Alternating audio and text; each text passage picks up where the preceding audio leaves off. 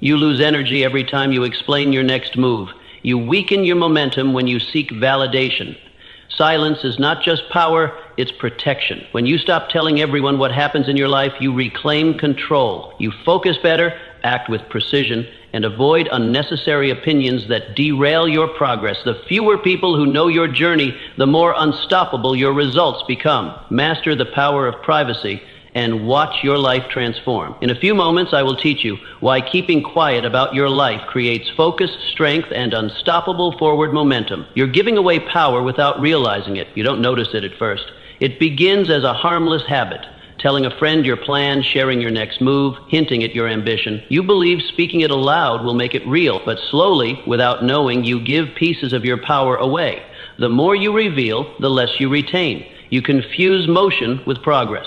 You talk about the mountain you'll climb, but you never take the first step. Now ask yourself, why do you feel the urge to tell others? Is it to validate your path or to convince yourself it exists? What if I told you that silence builds more momentum than speech? That the moment you open your mouth to describe your vision, you've already delayed it? The world doesn't need your declarations, it needs your results. And so do you. You stop telling everyone because some ears are not meant to hear your calling. When you speak too soon, you invite doubt, even silent sabotage. Not all advice is helpful. Not all support is sincere. When you keep your vision close, you keep your energy focused. Silence isn't hiding, it's preserving. Picture this. Imagine you've decided to build a garden, but every day you speak of it to others instead of planting. You describe the soil, the flowers, the colors, but weeks go by and there's no garden, only words. Now imagine if, instead, you kept it quiet and worked in solitude. One morning, your neighbors wake up and see blooming beauty they never saw coming. Which path builds more power? So ask yourself, are you planting seeds or just talking about gardening? The more you speak, the more you weaken your will. You were not born to explain yourself. You were born to do something so undeniable it needs no words.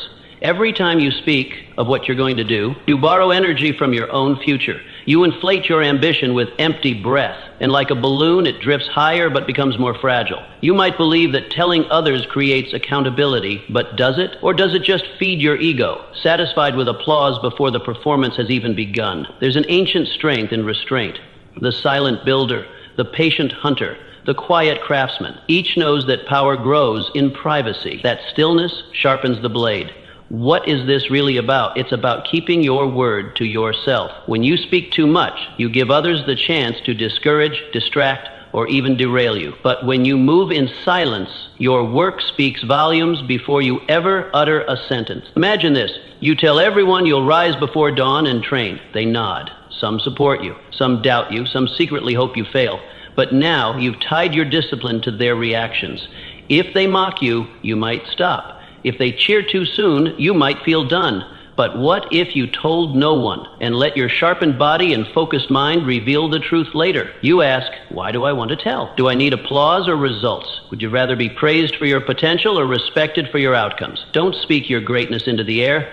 Build it into the ground beneath your feet. Your journey is not a performance. This path is not a stage. Yet too many walk as if the world is watching, waiting for approval, performing their growth instead of living it. But success is not theater. It is quiet struggle. It is silent war within.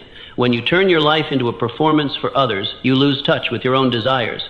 You begin to bend your goals to fit someone else's applause. You forget why you started. You trade authenticity for approval, and in doing so, you walk someone else's path, never your own. Why must you stop telling everyone? Because their eyes are not your compass. Their cheers are not your purpose. You do not need witnesses, you need conviction. And conviction grows in solitude. What happens when you stop performing? You stop worrying how it looks. You start focusing on how it feels. You begin making choices that align with your mission, not their admiration. And your energy, no longer drained by the need to be seen, begins to rise. Picture this. You decide to write a book. You start sharing quotes, talking about pages, showing glimpses of chapters, but you never finish. The performance exhausts the purpose. Now, picture the opposite. You go quiet. You write, you revise, you finish. One day you place the book in someone's hands and it speaks for itself. Which version wins? So I ask you, are you building a legacy or narrating a fantasy? Silence attracts strength. Noise invites doubt. There is something magnetic about the man who says nothing, the one who doesn't need to announce his every plan. He moves in stillness, but there's fire behind his eyes. His silence says, I know where I'm going. I don't need you to. The world doubts what it hears too soon. When you speak your dreams aloud, you open them up to the winds of opinion, and most winds do not carry, they scatter. People project their fears, their failures, their disbelief, and if you are not armored in silence, their doubt becomes yours. You keep quiet because noise weakens your focus, because stillness breeds certainty, because inner conviction must be protected like a flame from the wind. Imagine this. You're building a bridge across a canyon. The wood is fragile. The ropes are thin. If you shout about the bridge before it's built, a crowd gathers. They criticize the design. They question the length. They call it impossible. The noise distracts you. The pressure weakens your hand. But if you build in silence, when it's done, they will walk across in awe. You don't need to prove your path. You need to walk it, unshaken. Let your silence grow roots. Let your steps, not your speech, echo. What if the most powerful thing you ever did was keep your mouth shut until your actions made the noise? Not everyone deserves to know your next step. You think everyone deserves to know what you're doing, what you're dreaming, where you're headed? But the truth is, most people do not deserve that access. Not everyone is equipped to hold your vision with care. Some ask out of genuine concern, but many ask with other motives: curiosity, control, comparison. They don't ask to cheer you on. They ask to calculate your pace, to make sure they're ahead, or to prepare the hooks that will pull you back down when you start to rise. When you share too much, too early, you give away your advantage. You let outside voices speak into something sacred, something still forming. You hand over the raw blueprint of your soul, and others start scribbling on it with their own doubts, their own fears, their own unresolved failures. And before long, you look at your dream through their eyes, not yours. You start to hesitate, not because you're unsure of your purpose, but because they made you unsure of your path.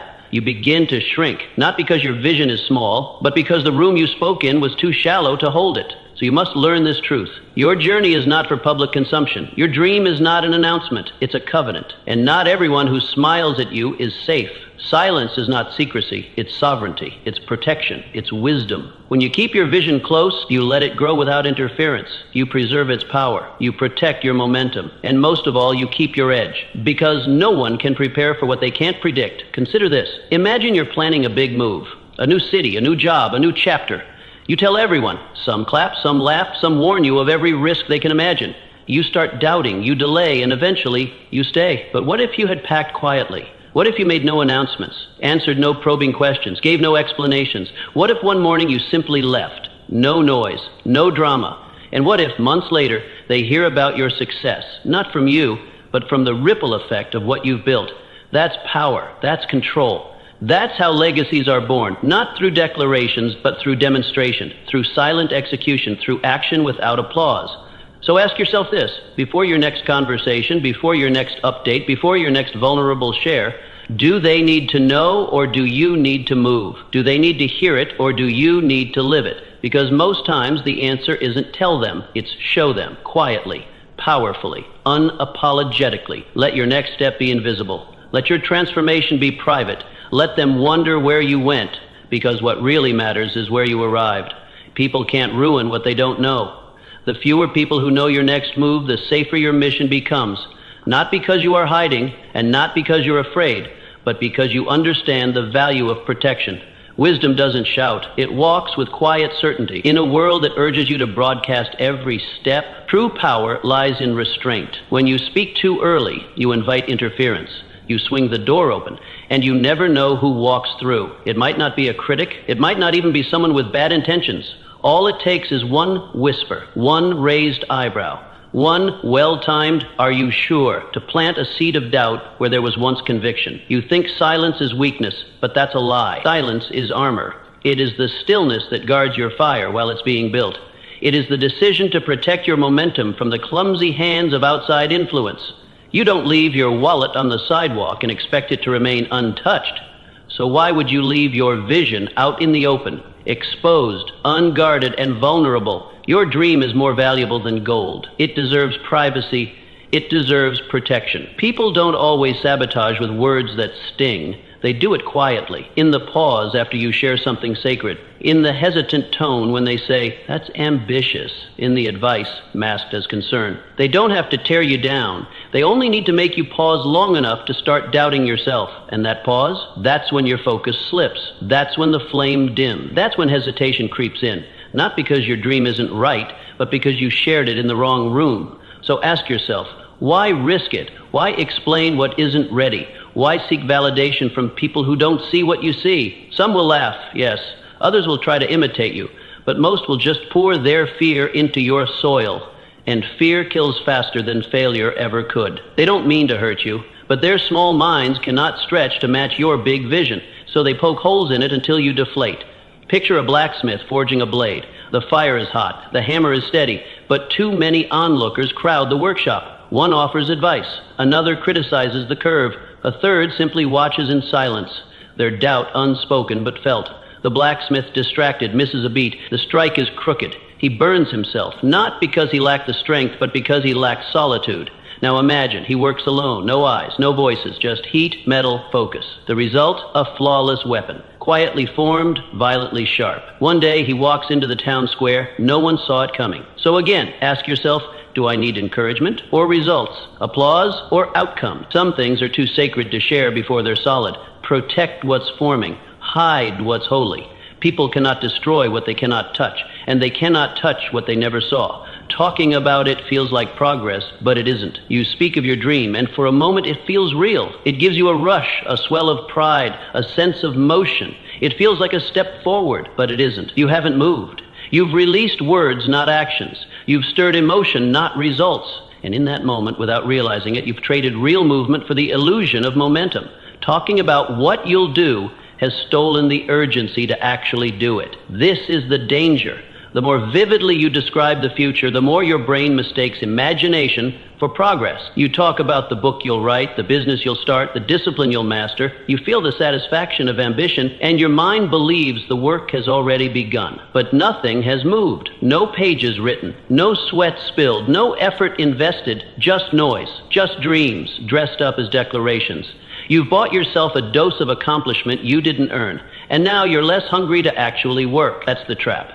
And it's everywhere. Our culture rewards the promise more than the product. We admire vision even before it's built. We cheer for the person who says, I'm going to change everything, even if they never take a single step. But your mind must know better. You must be ruthless with yourself. If it's not real, don't speak it. If it's not done, don't display it. Your words should never arrive before your work, because every time you talk without acting, you rob your future of its fire. Why is this so easy to fall into? Because praise is addictive. You tell someone your plan. They say that's brilliant. They admire your ambition. You feel seen, elevated, powerful. And in that rush, your hunger fades. You feel full, but you've taken no bite. You've done nothing but describe a dish you haven't cooked. And your body, your mind, your purpose, they're still starving. Real builders don't need that hit. They don't wait for applause. They don't chase admiration. They chase completion. They chase the day they can look at the result and say, it's done. Their satisfaction isn't in what people think. It's in what they build. They aren't running their mouths. They're running their path. Picture this clearly. You stand before a group and announce, I'm going to run 10 miles every morning. Immediately, the praise pours in. You're so driven. That's impressive. But now the pressure mounts. You've painted a version of yourself you haven't become. And if you fall short, it's visible. The weight of expectation turns your ambition into anxiety. You quit because now you're running from judgment, not toward excellence. But now, picture the opposite. You say nothing. You wake early. You lace up. You run. You return. Day after day, quietly. No promises, no performance, just sweat and progress. And one day someone looks at you and asks, what changed? You smile and say nothing. Because real change doesn't require an announcement. So ask yourself, do you want to feel good today or win tomorrow? Do you want the illusion of greatness or the grit of reality?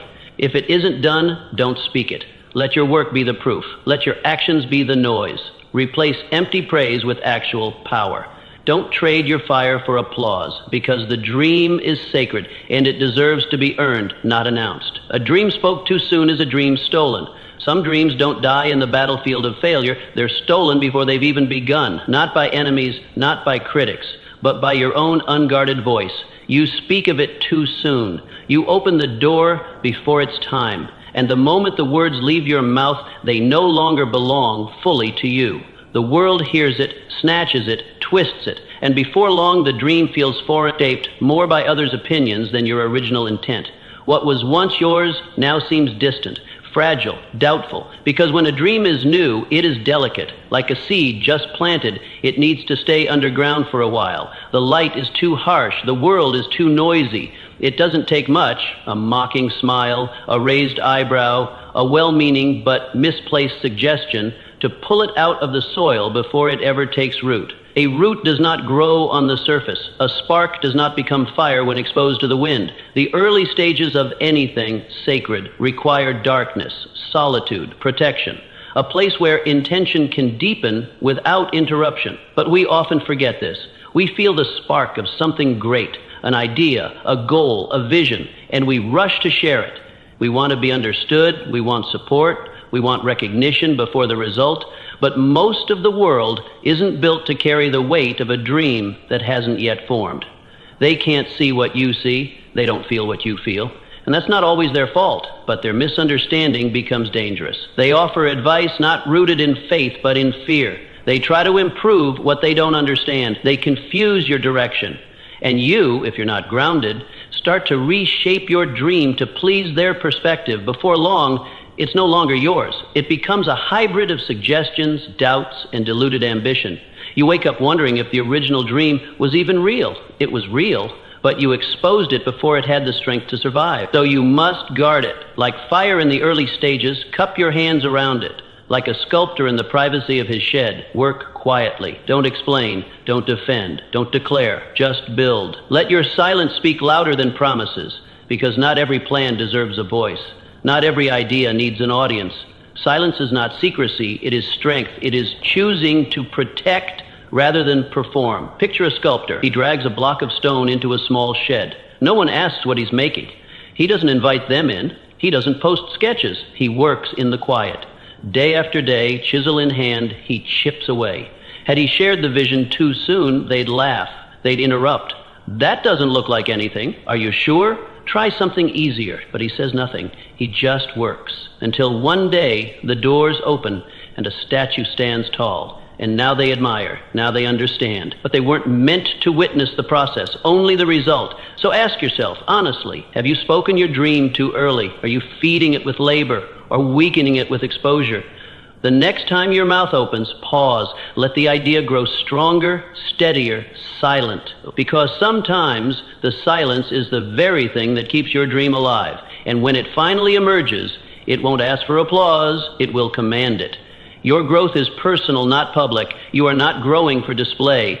You are growing for destiny. And that path, if it is true, if it is sacred, cannot be shared with the crowd. It is not for applause or validation. It is a walk you take alone, step by step in silence through fire, confusion, grace, and grit. Some moments in life are not meant to be witnessed. They are meant to shape you in solitude. They are not made for sharing. They are made for forging. Yet in a world that worships visibility, many forget that the most powerful transformations often happen unseen. What do most people do instead? They confuse change with spectacle. They believe that every adjustment must be documented, that every shift must be announced, as if telling the world what you're becoming is the same as actually becoming it. But it's not. Growth is not performance. Growth is not something to declare. It is something to endure, something to embody. It doesn't seek the spotlight. It seeks the soil, the work, the weight. Why must you keep your growth private? Because the moment you announce it, you limit it. You give it a shape too soon. You tell the world, this is who I am now. And suddenly, you feel pressure to be that version every day. You stop evolving freely. You stop adapting to what life is really asking of you. And instead, you begin performing, living for the image you painted with your own words. The raw, chaotic, deeply personal process of true change becomes a show, and in doing so, you lose the very freedom that growth requires. True transformation is not tidy. It's not photogenic. It's not a clean staircase upward. It is messy. It is private. It is filled with breakdowns, shifts, relapses, and breakthroughs. You might grow in directions you didn't expect. You might destroy old dreams and birth new ones. You might change so profoundly that what you declared last month no longer fits this week. So why confine yourself with a narrative? Why hand the pen to the crowd when your story is still unfolding? Let them wonder. Let them guess. Let them speak in confusion while you walk in clarity. You owe no explanation for your evolution, and if someone demands one, that's a sign they were never meant to walk beside you in the first place. Think of it like this. Imagine planting a seed. You press it into the soil, water it, and leave it alone. You do not dig it up each morning to see if it's sprouted. You do not parade it through town to show others, look, I'm growing something. You nurture it quietly. You protect it silently. You trust the darkness, the slowness, the patience of it all. And then one day, without warning, a green shoot pierces through the ground. And later still, a bloom. It arrives when it's ready, not when someone asked for it, not when you tried to prove it. Let your life be that seed. Let it unfold in its own rhythm. Let it bloom without warning. Let your silence hold space for something real to emerge. The most powerful version of you will not be born through declarations. It will be born through discipline, struggle, and the kind of private work that no one claps for. But when it comes, it will need no introduction. It will speak through your strength, your energy, your presence. So ask yourself honestly, are you sharing your growth or performing it? Are you truly transforming, or are you rehearsing for applause? Is your silence a lack of confidence, or is it the presence of power? You don't owe the world your process. You owe yourself the respect to live it fully, without interruption, without performance, without premature applause. Let your work become the voice. Let your results do the talking. Let your transformation arrive quietly, so that when it speaks, the world has no choice but to listen. Every time you speak, you invite interference. You may not realize it in the moment, but every time you speak, every time you share your plans, your hopes, your vision, you open a gate. Every conversation becomes a door, and the more you speak, the more doors you leave unlocked. People walk in. Some come with curiosity, others with concern. Some offer encouragement, others offer doubt. And the dangerous truth is this: not everyone who enters your mind deserves to be there. It's not always malicious. Some people genuinely believe they're helping. They offer advice, share experiences, give warnings, but what they don't realize, and what you must, is that intention doesn't equal impact. A kind suggestion can derail months of clarity. A simple question can make you hesitate. A light-hearted joke can cast a shadow over your certainty because your vision is still forming. It's tender. It doesn't need spectators. It needs protection. You have to become ruthless about what you let in. This isn't about fear. It's about focus. You are not obligated to explain yourself. You are not required to update everyone on what you're building. Silence is not secrecy. It's strategy. The more you talk, the more you dilute. The more opinions you invite, the more you scatter your power. And what begins as a clear, burning purpose becomes a fog of confusion you can't trace back to its source. Think about what happens when too many voices gather in your mind. You begin to second guess, not because you're weak, but because clarity can't survive chaos. You start to shift your direction, not from conviction, but from pressure. You water down your dreams so it fits their understanding. You start walking not toward your vision, but toward their comfort. And slowly you realize you've left your path completely. Not because you lost your ambition, but because you traded your compass for applause. Picture it. You're a beginner learning to carve wood. You shape your first piece. It's uneven, rough, raw, but it's yours. You show it to 10 people. One says, it's too short. Another says, it should be symmetrical. A third suggests, you know what? You'd be better at metal. Now, what do? You change your design. You aim for perfection. You doubt your tools. The next piece you carve isn't from your heart. It's a quilt of criticism. What was once your expression is now a compromise. What was once alive has become mechanical. This is why silence matters, because silence guards you. It gives your ideas a chance to become strong before they're tested. It lets your vision form fully before it faces the world. It doesn't mean you're hiding. It means you're mastering. You're not retreating, you're refining. You're staying inside the workshop until the blade is sharp. The foundation is firm, the path is clear. You don't open the door while the fire is still catching. You wait, you build, and when it's ready, you emerge. Not seeking validation, but revealing victory. Ask yourself honestly, do you want their input or your outcome? Are you building for applause or for completion? Because you can't serve both. The crowd wants updates. The mission wants results. You can either keep everyone informed or keep yourself focused. One brings noise, the other brings success. There is power in mystery. There is freedom in privacy. You don't need to prove you're working. You don't need to convince anyone of your potential. When you speak less, you protect more. When you keep your plans within, they grow without interference. And when you finally unveil them, the results speak with a voice far louder than your explanations ever could. And even then, even when the work is done, say less than you could, because once they know your next move, they can start preparing their resistance. But when they're left guessing, they can't stop what they can't see. Silence keeps you one step ahead. It keeps your energy centered. It keeps your purpose intact. You don't owe the world a play-by-play of your transformation. You owe yourself the space to complete it. Some gates are better left closed. Some dreams are better guarded in the dark. And some paths, especially the sacred ones, are meant to be walked alone. Let your silence build the momentum. Let your actions tell the story. Let your results make the noise.